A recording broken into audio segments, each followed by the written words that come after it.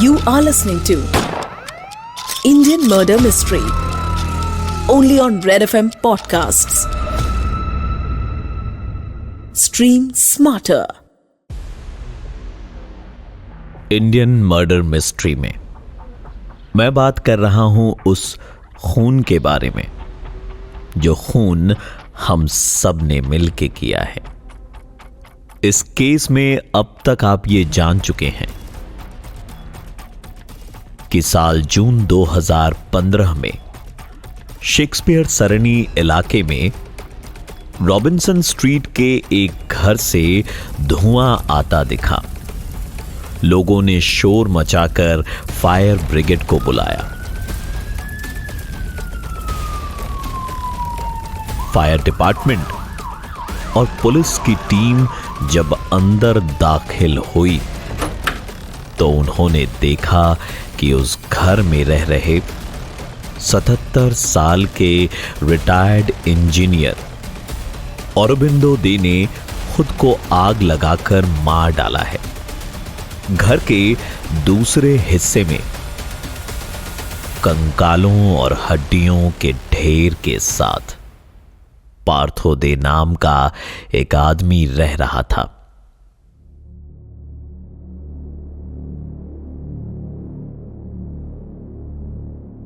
ये कंकाल पार्थो दे की बहन देवजानी दे और उसके 2 कुत्तों के थे। न्यूज रिपोर्ट्स ने अपने प्राइम टाइम न्यूज स्लॉट्स के जरिए सभी लोगों को यह बताया कि पार्थो दे स्केलेटन मैन है और वो एक साइको किलर है। वो साइको किलर जो 7 महीने से अपनी मरी हुई बहन और 2 मरे हुए कुत्तों की लाश के साथ रह रहा था। यह भी कहा गया कि पार्थो दे नेक्रोफाइल है और वो अपनी मरी हुई बहन देवजानी के कंकाल के साथ सेक्स करता था। शोर बहुत था और सच की आवाज खबरों के शोर में दब रही थी। Truth was having a hard time being heard. आइए आगे सुनते हैं कि पार्थो दे के केस में क्या हुआ।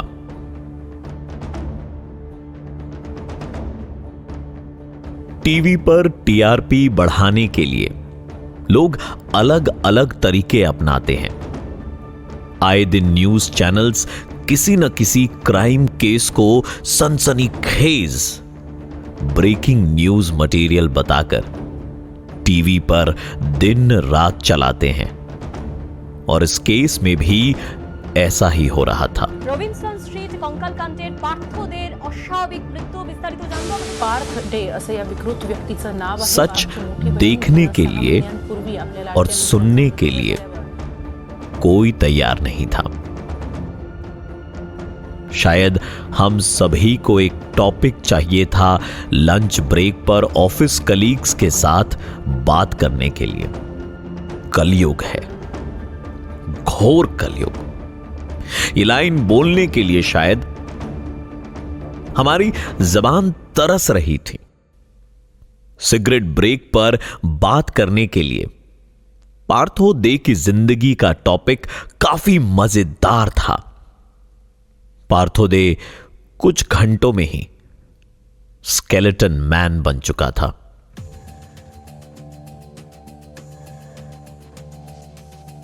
पुलिस की इन्वेस्टिगेशन अभी ठीक से पूरी भी नहीं हुई थी और मीडिया ने पार्थो दे के खिलाफ ट्रायल शुरू कर दिया था। Media trial. पुलिस को पार्थो के घर से एक डायरी बरामद हुई। पार्थो ने कहा कि यह उसकी आत्मकथा है, यानी ऑटोबायोग्राफी। उस डायरी में सिर्फ 10 पन्ने भरे हुए थे। पुलिस टीम को उस समय तक पार्थो की दिमाग की हालत के ठीक ना होने का अंदेशा हो चुका था। पुलिस ने पार्थो दे का साइकियाट्रिक एग्जामिनेशन करवाया।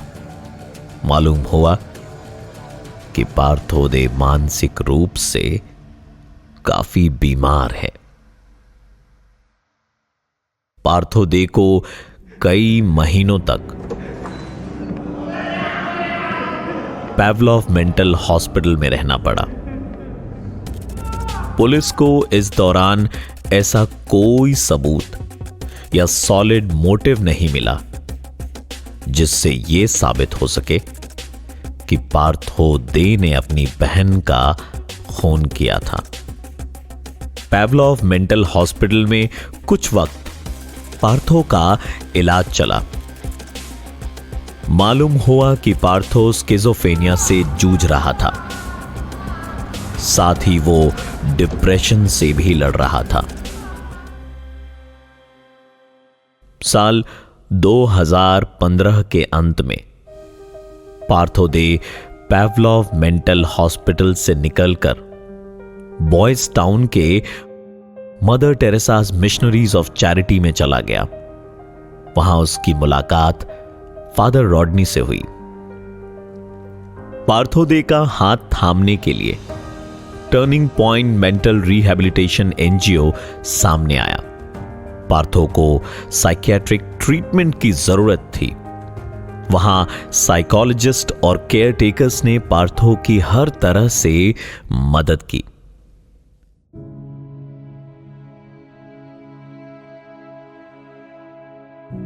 एक बहुत ही बीमार मानसिक परेशानी से गुजर रहे पेशेंट में कुछ इस तरह के सिम्टम्स देखे जाते हैं। ठीक से खाना न खाना, अपनी खुद की साफ सफाई का ध्यान न रखना और घर की 4 दीवारों में खुद को कैद करके रखना।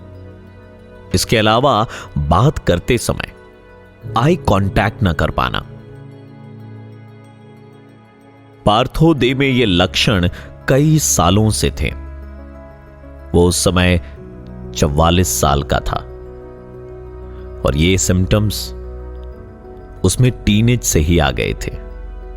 यानी लगभग 30 साल से वो अपनी इस बीमारी के साथ जी रहा था। उसका बर्ताव सभी को अजीब लगता था। चुपचाप रहना, बिना खुशी, बिना दुख, बिना परेशानी, बिना एक्साइटमेंट, बिना किसी भी तरह का इमोशन दिखाए सिर्फ काम करते रहना।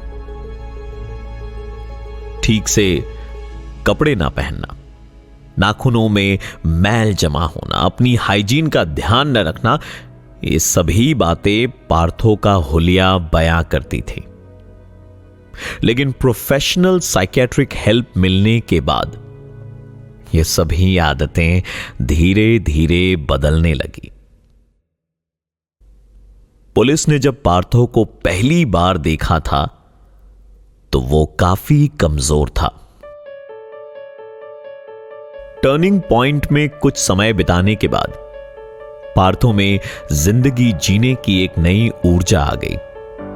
पार्थो दे ने ठीक से खाना शुरू किया, अपनी हाइजीन का ध्यान रखना शुरू किया। उसने काउंसलिंग सेशंस अटेंड किए और कुछ ही वक्त में वो खुद मोटिवेशनल लेक्चर्स देने लगा।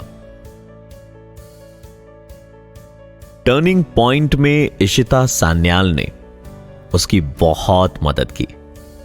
इशिता जी ने बताया, पहले उन्हें भी पार्थो से मिलने में हिचकिचाहट महसूस हुई थी, लेकिन फिर जब इशिता जी उससे मिली तो उन्हें मालूम हुआ कि पार्थो वैसा बिल्कुल भी नहीं है जैसे मीडिया ने बताया था। इशिता ने न सिर्फ पार्थो दे की मदद की, बल्कि पार्थो दे को जीने की एक नई राह भी दिखाई। पार्थो ठीक होने लगा था। वो लोगों से बात करने लगा, उन्हें मोटिवेट करने लगा था। उसने कई बार लोगों को अपने घर इनवाइट किया और घूमने फिरने के प्लान्स भी बनाए। रॉबिन्सन स्ट्रीट के उस घर को पार्थो दे बेच चुका था और बताया जाता है कि उस घर की कीमत 40 करोड़ रुपए थी। उन पैसों से पार्थो दे ने वाटगंज अपार्टमेंट्स में एक घर लिया और बाद में वहीं रहता था। जब उसने खुल के अपने बारे में बात करना शुरू किया, तब देवजानी की मौत के पीछे का कारण भी साफ हो गया। बचपन से ही पार्थो दे एक बहुत ब्राइट स्टूडेंट था। पार्थो को लिटरेचर और मीडिया में काफी इंटरेस्ट था। अपनी बीमारियों से लड़ते हुए उसने 2 साल तक भारत की एक बेहद नामी मीडिया कंपनी में नौकरी भी की थी।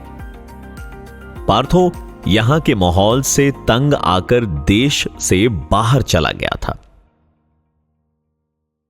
पार्थो यूएसए में था जब उसे अपनी मां के देहांत की खबर मिली। पार्थो की मां उसकी बहन देवजानी से नफरत करती थी। ये बातें भी पार्थो के मन में काफी तनाव पैदा करती थी। लेकिन मां की मौत की खबर पार्थो को वापस कोलकाता ले आई। मां के चले जाने के बाद उसकी बड़ी बहन देवजानी काफी अकेली पड़ गई थी। पार्थो दे के पिता औरबिंदो दे को शराब की बहुत बुरी लत थी। देवजानी और पार्थो ने तय किया कि वो पिता से अलग हो जाएंगे, लेकिन ये किसी कारणवश हो नहीं पाया, क्योंकि आखिर में वो थे तो उनके पिता ही। तय ये हुआ कि रॉबिन्सन स्ट्रीट के उस घर में एक डिवीजन किया जाएगा। घर के एक हिस्से में पार्थो दे और उसकी बहन देवजानी रहेंगे और घर के दूसरे हिस्से में उनके पिता औरबिंदो दे। सालों तक इसी तरह वो तीनों एक घर में रहते थे। पार्थो दे और उसकी बहन देवजानी दे स्पिरिचुअलिटी की राह पर चल पड़े थे। स्पिरिचुअलिटी पर लिखी किताबें पढ़ना, अलग अलग स्पिरिचुअल आर्ट्स को प्रैक्टिस करना, बस यही जिंदगी थी पार्थो और देवजानी की। मीडिया वालों को 1 मिनट भी नहीं लगा और न्यूज फ्लैश कर दी कि पार्थो दे अपनी बहन के कंकाल के साथ सेक्स किया करता था। उस बहन के साथ जिसके मरने का दुख उसके लिए इतना बड़ा शौक था कि वो उसकी बॉडी को क्रिमेट तक नहीं कर पाया। पार्थो दे को यकीन ही नहीं हो रहा था कि दुनिया में वो अकेली इंसान जो उसकी दोस्त थी, जो उसके लिए मां समान थी, वो अब इस दुनिया में नहीं रही। एक न्यूज रिपोर्ट ने उस रिश्ते का मजाक बना दिया। अफवाह यह भी उड़ी थी कि पार्थो दे अपनी बहन के कंकाल का मांस खाता था। वो इंसान जो बीमार था, जो अपने आप को संभाल नहीं पा रहा था, जो एक मानसिक बीमारी से जूझ रहा था और जो अपनी मां को खो चुका था, जिसके पिता एक शराबी थे, उस पर हर तरह के इल्जाम लगाए जा रहे थे। जिसके मन में जो आ रहा था वो उस पर वो इल्जाम लगा रहा था। हमने सवाल पूछना क्यों छोड़ दिया है? क्यों हम मीडिया में, न्यूज चैनल्स में दिखाई हर बात को सच मान लेते हैं? उसके बारे में सवाल क्यों नहीं करते? सैडिस्टिक प्लेजर यानी कुछ बुरा होने में मजा लेना। हमारी ये सैडिस्टिक प्लेजर की आदत जाने कब जाएगी? 21 फरवरी 2017 उस हादसे को हुए 2 साल बीत चुके थे। उस दिन पार्थो अपने अपार्टमेंट में था। टर्निंग पॉइंट से एक आदमी आया। यह आदमी पार्थो दे का हेल्पर था।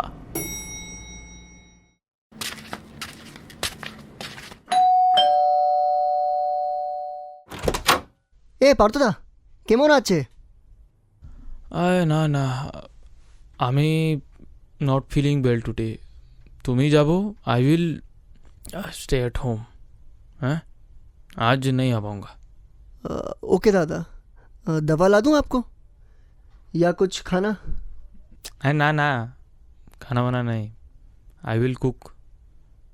तो खाएगा? नहीं दादा, थैंक यू, आप आराम करो, আমি যাচ্ছি। यह आखिरी बार था जब पार्थो से किसी ने बात की थी। पार्थो की दिमागी हालत सुधर रही थी और ये वो समय था जब उसे एहसास हो रहा था कि लोग असल में उसके बारे में क्या सोचते हैं। कहा जाता है कि लैपटॉप में अपने बारे में कुछ मीडिया रिपोर्ट्स देखने के बाद पार्थो दे अंदर तक टूट गया था।